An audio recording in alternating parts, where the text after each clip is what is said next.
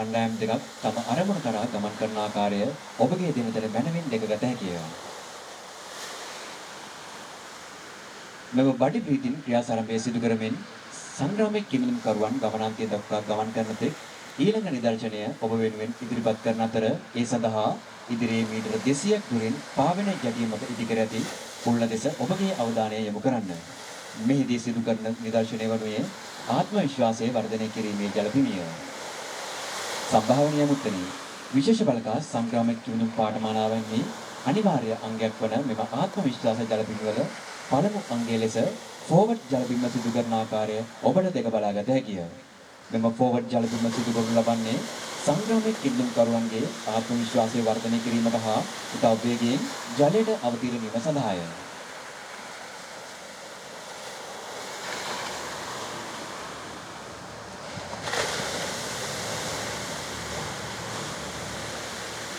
ඊළඟට ඔබට දැක බලාගත හැකි වන්නේ හෙඩ් ජම්ප් ක්‍රමවේදය උපයෝගී කරගනිමින් නිදර්ශනකරුවන් මුහුදට අවතීර්ණ වීමයි. මෙම ක්‍රමවේදය උපයෝගී කරගනු ලබන්නේ ඉතාමත් වේගයෙන් වැඩි ගැඹුරකට කිමිදීම සඳහාය.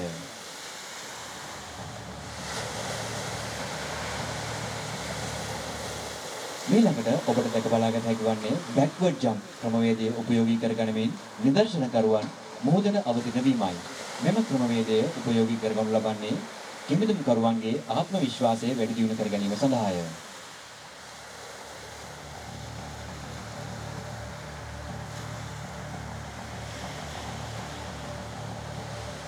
ඉතා දිග වේලාවක් බඩි බ්‍රීතින් ක්‍රමය මගින් කිමිදී විශේෂ බලකා සංග්‍රාමික කිමිදුම් කරුවන් ඉතා නිරුපද්‍රිතව ආරක්ෂිත ස්ථානය කරා පැමිණීම ඔබට මේ අවස්ථාවේදී දැකගත හැකිය. මෙම කණ්ඩායම ශ්‍රී ලංකා යුද්ධ හමුදා කමාන්ඩෝ රෙජිමෙන්තු සාමාජිකයන් සහ විශේෂ බලකා සාමාජිකයන්ගෙන් සමන්විත වේ. මෙම ක්‍රමවේදය මගින් මුහුදු ගැඹුරේදී කිමිදුම් ක්‍රියාන්විත සිදු කරන අතරතුර හෝ වෙනත් ක්‍රියාකාරකමක් සිදු කරන අතරතුර අනපේක්ෂිත ලෙස තම උපකරණවල ඇතිවන ක්‍රියාවිරහිත වීමවලදී තම සගයාගේ කිමිදුම් උපකරණ කට්ටලේ ආධාරයෙන් නිරුපද්‍රිතව ආරක්ෂිත ස්ථානයක් වෙත ළඟා වීමට හැකියාව ප්‍රගුණ කරනු ලබයි.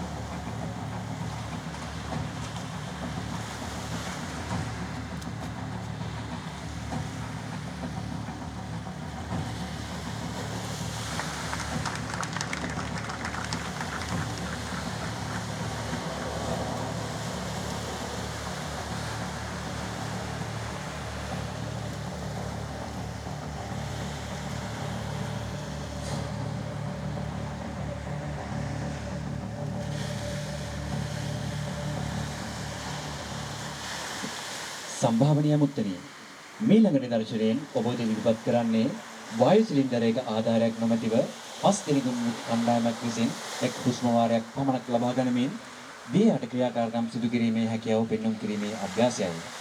මෙම සරබය ප්‍රගුණ කිරීමේ අරමුණ වනුයේ හුස්ම තද කරගෙන දී යට කිමිදී වැඩි වේලාවක් දී යට හිඳිමින් යම්කිසි කාර්යයක් කිරීමට හැකියාව ප්‍රගුණ කිරීම වේ. මේ සඳහා කිමිදුම් කරුවන් පස් දෙනා විසින් එක් හුස්ම වාරයක් ලබාගෙන කිමිදී ඔවුන් පුහුණු වීම සිදු කරන ලද සංග්‍රාමික අවස්ථාවන් සඳහා උචිත ගැට වර්ග පහක් ඔවුන් ඉදිරියේ ඇති ආධාරකයේ ගැටගසන ආකාරයයි.